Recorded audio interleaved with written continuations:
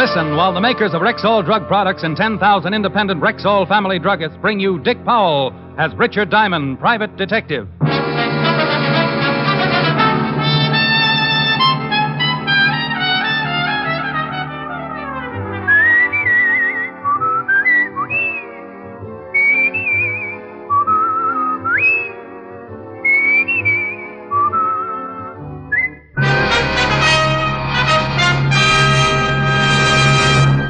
Good evening. This is Bill Foreman, speaking to you for the 10,000 independent druggists who have made the word Rexall part of their own store names. They've done that because they recommend and sell the 2,000 or more drug products made by the Rexall Drug Company. This month, Rexall family druggists are introducing 10 great new products direct from the famous Rexall laboratories. One of them is Rexall Multivitamin Formula V10. Here's a really pleasant-tasting, really easy-to-take liquid that supplies twice the minimum daily requirement of vitamin B1, 5 times the requirement for iron, plus the minimum daily requirement of vitamins A, D, and B2, plus red crystalline vitamin B12. Rexall Formula V10 aids in the formation of hemoglobin, stimulates appetite, and is especially good for convalescents. Remember and ask for it by this name, Rexall Formula V10, at Rexall drugstores everywhere. Good health to all from Rexall. Now, your Rexall family druggist brings you a transcribed half hour with Richard Diamond, private detective, starring Dick Powell.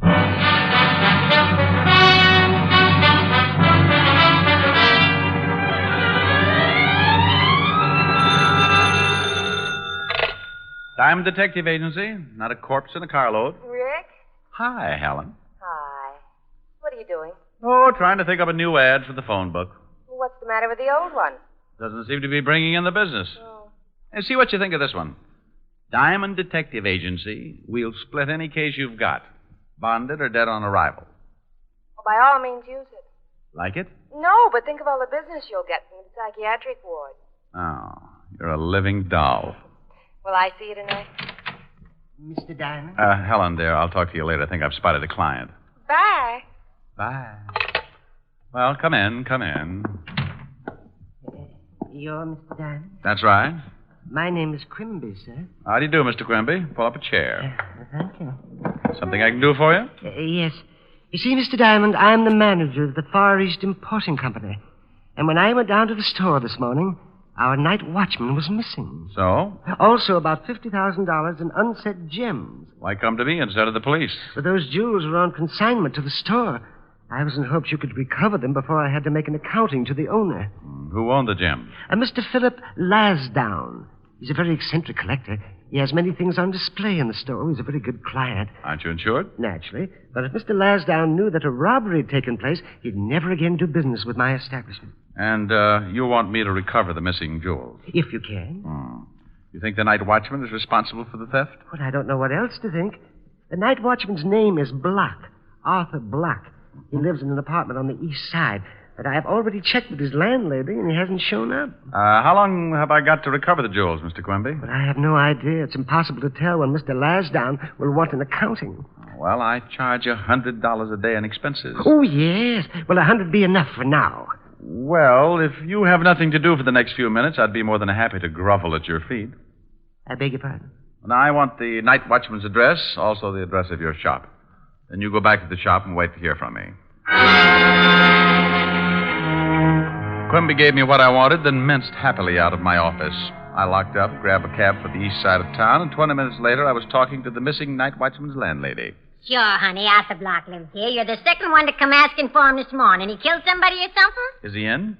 No, we ain't been in since yesterday evening before he left for work. Can I take a look at his room? Well, I don't know, Blue Eyes. It's against the rules. Oh, my goodness, I dropped a $5 bill. My goodness, so you did. Don't hurt your back bending over, honey. I'll get it. Right. Little rheumatism, but anything for a fin. Say, you got any more loose ones around? I'll show you every room in a joint. Just the one where Block lives. Right down here. You ain't no cop, honey. Shamus? Yep. Figured. Right in here. There you are, handsome. Thank you, Mother. Mother! When you're done, stop back in my room and have a beer. I never touch anything stronger than opium. Never anything stronger than opium.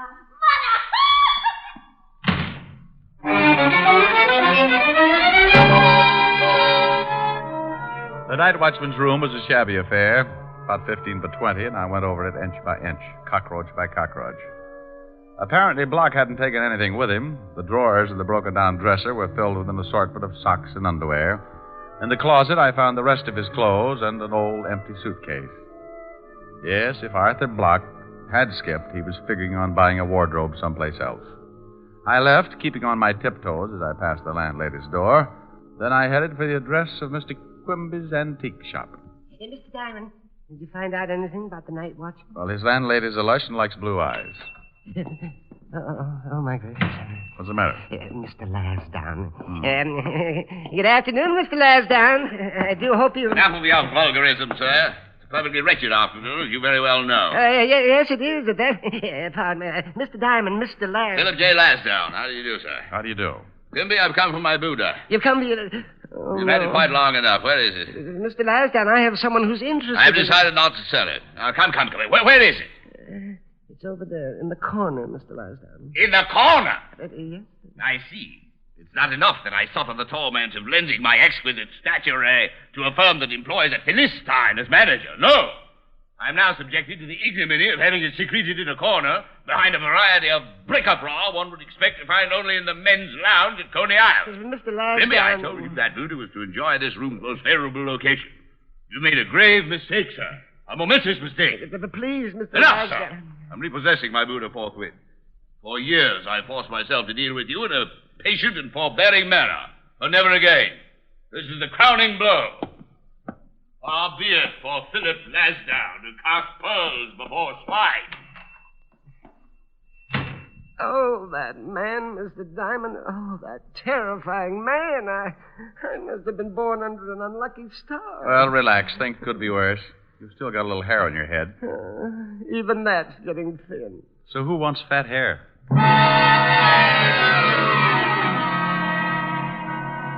I left Quimby wringing the cold sweat out of his hands and took a cab over to the 5th Precinct Police Headquarters. When I walked in, the clock above Lieutenant Levinson's desk said 12 noon, and Lieutenant Levinson said... Oh, no. Well, what's the matter, Fatty? Did I remind you of your lost youth? No, a lost cause. Well, you might as well face it, Walter. You hate me because I have an athletic waistline. Ha, ha, ha. Eureka. At last, a 3-syllable word. I knew you could do it, Otis. I'm going to let you do me a favor. Yeah? Mm-hmm. I want you to check with the morgue and all hospitals and jails for an Arthur Block, lately employed as the night watchman of the Far East Importing Company. Oh. Well, I'll check, but not because you told me to. Then why? Because I'm stupid. I guess I told him. What's all this about, Rick? That's a missing night watchman and $50,000 in jewels, Walt. But you can't stick your nose in it yet. Nobody's dead. I've got a sergeant who could make a liar out of you. What do you know about a guy named Philip J. Lasdown? Never heard of him. Shove me that phone, will you? Yeah. Thanks. Forget it. Just leave a nickel. Oh, he's a collector of rare art objects and nasty dispositions. Want me to check on this Lasdown for you? Might be a good idea. Okay. Yes? Quimby? Oh, Mr. Diamond, I was hoping you'd call. You and 10,000 foolish debutantes. Mr. Lasdown has had the Buddha removed, and he is sending his lawyer over in the morning for an accounting. Now, should I tell him about the jewels now or wait until morning? Oh, wait, if you want this thing solved. What's Lasdown's address? Blue Heron Road at Long Island. Thanks. I'm going out to see him. I'll check with you later.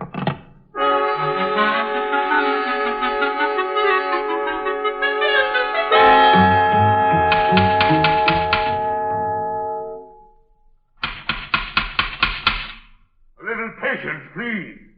I do not read pick, look, see, quick, or popular mechanics. I refuse to endorse a petition, and as far as a free excursion to the Bahamas with all expenses paid, I couldn't be less interested. Now, if you'd be so kind as to remove your person from my property. I'm warning you, sir. Look, Your Highness, remember me? I met you this afternoon at the Far East Importing Company. I remember you. Good day. Young man, if you do not remove your foot from my door, I may resort to violence. You will kindly remove your foot? By all means, as soon as you answer a few questions. Who are you, sir? I mean, what's your occupation? I am a private detective. How earthy. Well, what do you want? How many things do you have on consignment in the Far East Importing Company? Oh, good grief. What kind of a question is that? The first of several. I have many things on consignment there. Anything of extreme value? What are you getting at? Just curious. Yes, disgustingly so. Of course, there are many things of extreme value. Approximately $50,000 in rare gems, a dozen priceless antiques. As a matter of fact, that Buddha which you saw this morning, my most priceless possession. Aside from being very old, the eyes are two perfect pigeon blood rubies. Now, is there anything else? I'm sure your foot must be going to sleep. Did you ever know or meet a man named Arthur Block? Never. He was the night watchman at the shop. The night watchman. So our conversation's at an end. I find your reference to my association with the night watchman the lowest form of discourse. Now, good day. Gesundheit to you.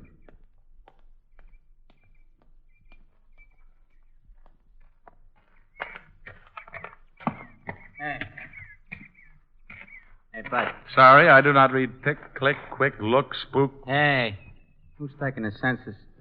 Just want to know if a party named Lansdowne lives here. You could hardly call him a party. More like a friendly street fight.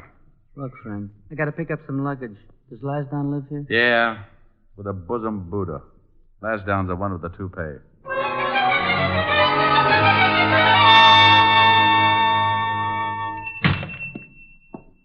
Mr. Diamond, I was just closing up shop. Have you found out anything? Well, not much. Tell me something, Quimby. Where do you keep those jewels? Why, in the safe? Did the night watchman have the combination? Yes, in case of fire. There are also some perishables in with the gems. Did he know much about the rest of the merchandise in the store? Yes, of course. He had a list and made inventory every night. Did he know Lansdowne's Buddha had ruby eyes? But I don't know. Well, how'd you find out? Lansdowne told me. If the night watchman knew about those rubies, I wonder why he didn't pry them out and take them along. I never thought of that. Have you touched that safe? Yes, when I opened it and discovered the loss. Well, don't do it again. It may have some of the night watchman's fingerprints on it somewhere. Tell me, did you know Lansdowne was planning on leaving town? Leaving town? No, I didn't. Well, I'm not sure that he is, but I've got a hunch. Are you going home after you lock up? Yes. Well, give me your phone number. I'm going down to the precinct and may want to reach you later.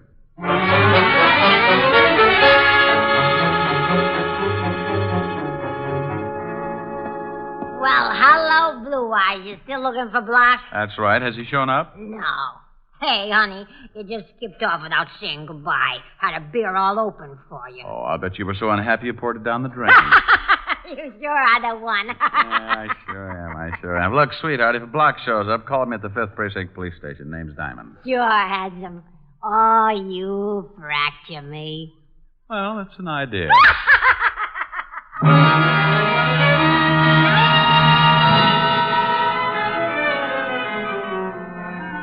I couldn't find nothing on that missing night watchman, Shamus. Well, thanks anyway, Otis. In appreciation, I may send you a large can of Red Heart, liver flavor. Oh, go chase your tail around the block. Otis. Yeah, and I got plenty more things to say. Funny thing? Funny as your face. I'm tired of you making fun of me. I ain't no dog. You having trouble with Otis again? Oh, I don't think it's anything serious. But I would suggest a rabies shot. Well, here's something that might interest you. Philip J. Lansdowne booked passage on the Star of the Orient, sailing for the Far East tonight at 11 o'clock.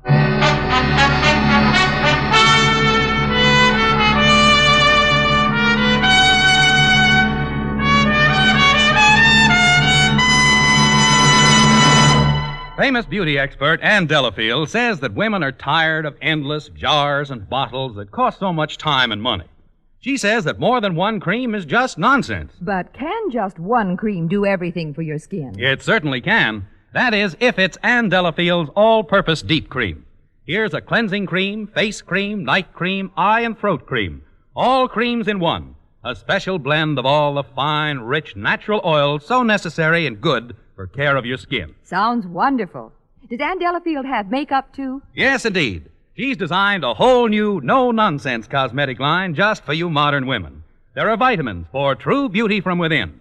Fine powder with built-in foundation. Everything you need for looking your loveliest. All this must be pretty expensive. But you're wrong. You'll find that the Ann Delafield Cosmetics give you most for your cosmetic dollar and save you so much time as well. So look for them today at Rexall drugstores everywhere. And now back to tonight's adventure with Richard Diamond, Private Detective, starring Dick Powell.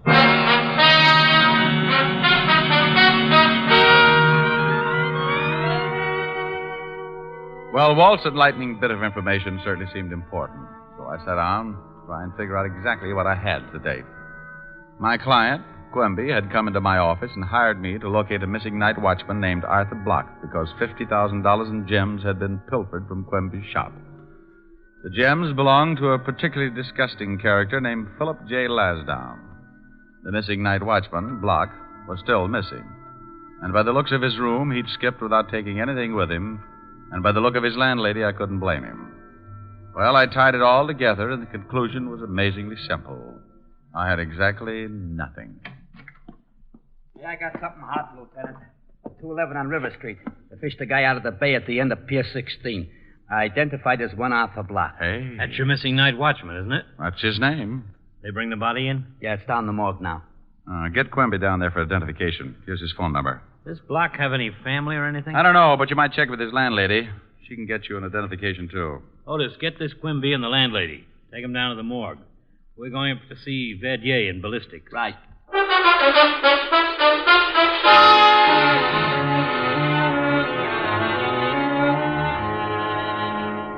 Here's the slug, Lieutenant. Huh? Almost like a ball. This is really most amazing. That slug was fired from a weapon made in 1831 by Samuel Colt. He patented it in Europe in 1835 and in the U.S. in 1836. What did the gun look like? Well, it was the forerunner of the Colt 44. A single barrel with a revolving breech carried 5 slugs. During the Fieschi Revolution in France in 1834, Fieschi had a rifle made like it. Tried to assassinate Louis Philippe. Lieutenant, Well, what is it, you mallet head? call just came over the hotshot. That guy, Philip Lasdown, said someone had busted into his house and tried to rob him. He said he chased the guy off, but he was screaming for protection. Come on, Walt. I think we'd better go over there.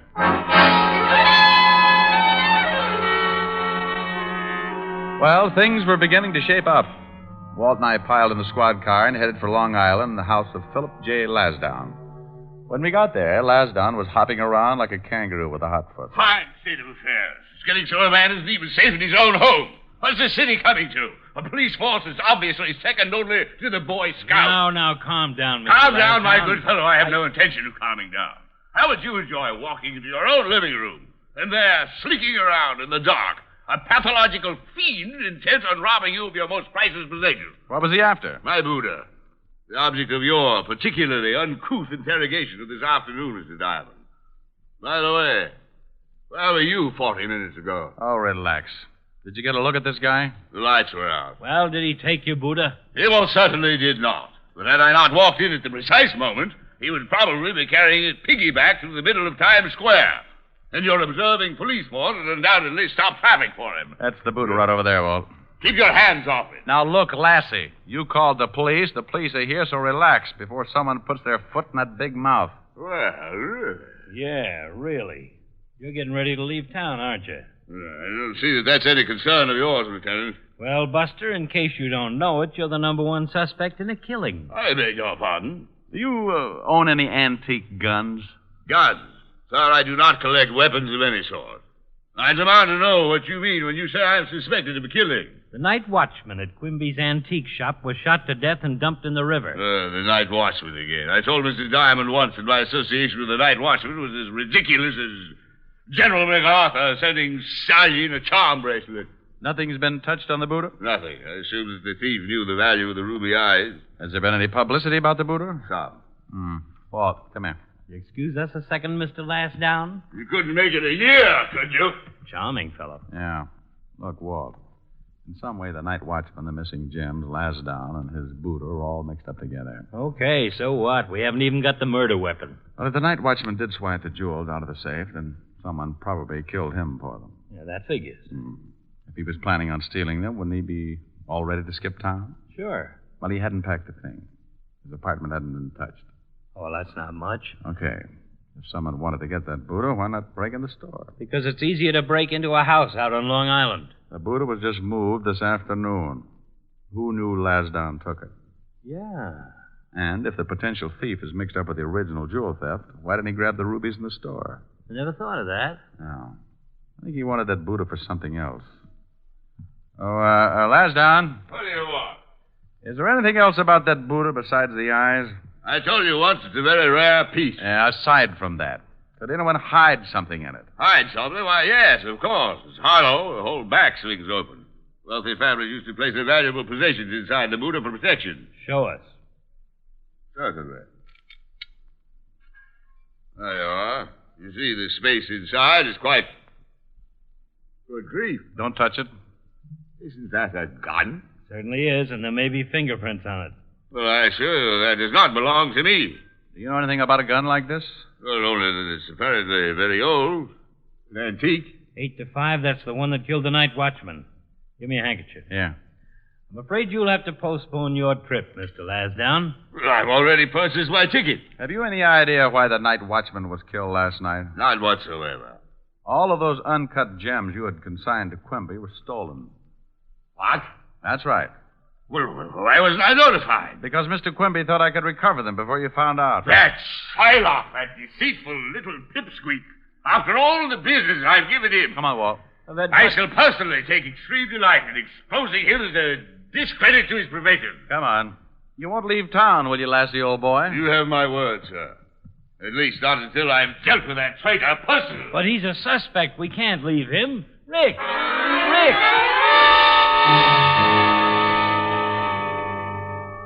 With Walt protesting all the way, we climbed in the squad car and pulled it down the street to wait. In about 2 minutes flat, Lasdown came streaming out of the house, piled into his own car, and took off for the city with us right behind.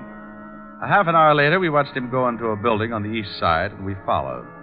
The nail box gave us Quimby's apartment, and by the time we reached the floor, we could hear Lasdown raising his blood pressure up past the boiling point. How dare you! How dare you! Please, Mr. Lasdown. After all these years, Quimby, this is He's unforgivable. really going at it. Mr. Lasdown, you couldn't blame me. I couldn't do anything else but blame you, Quimby. There's no excuse. Please, the neighbors. I assure you your neighbors will only be the first to hear of this atrocity. When they find the night watchman... They have found it. You are? Floating in that filthy river out there. And who put that gun in my Buddha? You found it? False up.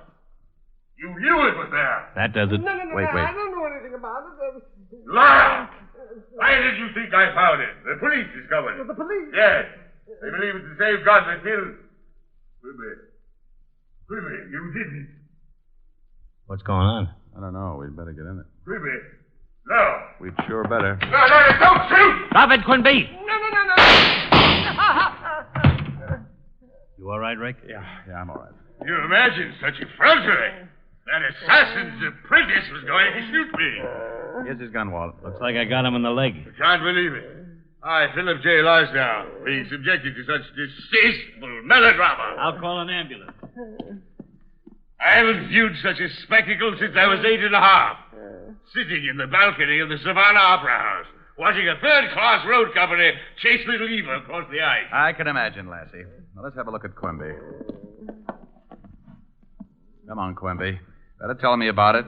You killed the night watchman with that antique gun. Yes, I kept the gun in my desk at the office. I was taking the jewels from the safe to make it look like robbery when Block came on duty. He was early, and he surprised me. Shot him. And hid the gun in the Buddha. That's why you were so shocked when Lasdown came and got it today. Yes, when you told me he was leaving town, I feared he would take the Buddha with him and discover the gun inside. It was you who broke into my house this evening. Yes, Mr. Lasdown. The wagon's on the way. Well, Mr. Lasdown, you were pretty lucky. What a revolting display of uncontrolled emotion. Lasdown! Oh, my goodness. Mr. Lasdown's fainted.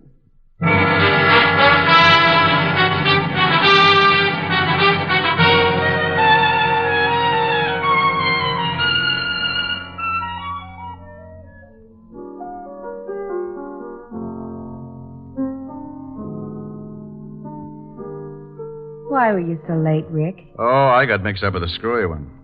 I was going to leave the station earlier, but Otis got to discussing Freud with a very learned gentleman named Lasdown. Otis was discussing Freud. It's true. Couldn't tear myself away. Seems, according to Otis, that this year Freud plays second base for Brooklyn.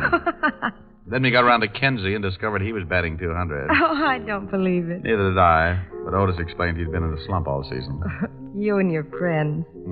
I hate to mention it, but you qualify in that league. Oh, but you love me. I do not.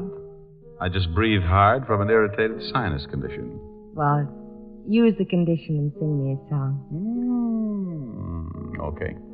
What are you going to sing? I don't think it's any of your business. Oh, that's a nice song. How does it go? Well, you pick one. All right. Let's see. No. I like... New York in June. How about you? That's cute. I like a Gershwin tune. How about you? I love it. I love a fireside when a storm is due. I like potato chips, moonlight motor trips. How about you? I'm mad about good books, can't get my fill. And Doug MacArthur's looks give me a thrill. Holding hands in a movie show when all the lights are low may not be new, but I like it. How about you? I like it. You like me?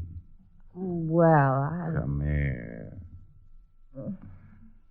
Oh, well, do you? I don't think it's any of your business.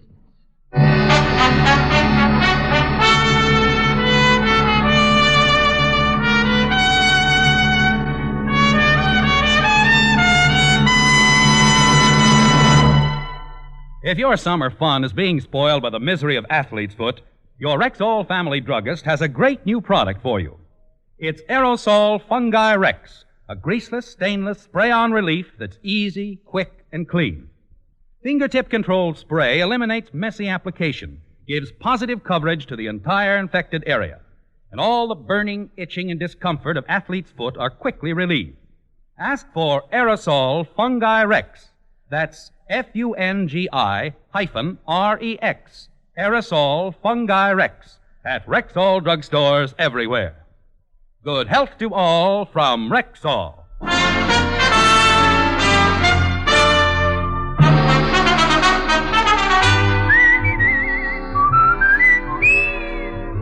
Richard Diamond, Private Detective, stars Dick Powell in the title role and was written by Blake Edwards, with music composed and conducted by Frank Worth. Dick Powell directed the RKO production Split Second, which is now in release, and his latest film appearance was in the Metro-Goldwyn-Mayer award-winning The Bad and the Beautiful. Heard in tonight's cast were Virginia Gregg, Howard McNear, Jeanette Nolan, John McIntyre, Arthur Q. Bryan, Wilms Herbert, and Harold Dianfort. Richard Diamond, Private Detective is transcribed in Hollywood by Jaime Del Valle. This is Bill Foreman inviting you to be with us next Sunday at this time when Rexall Drug Products again bring you Dick Powell as Richard Diamond, Private Detective.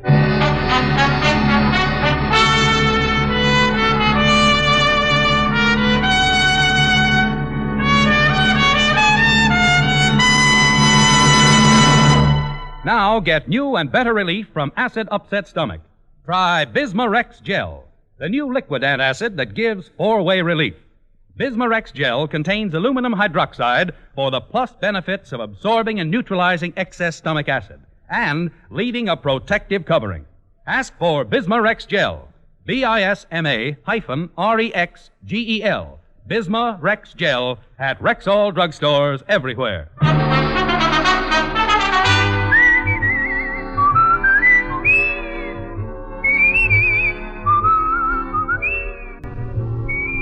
This is the CBS Radio Network.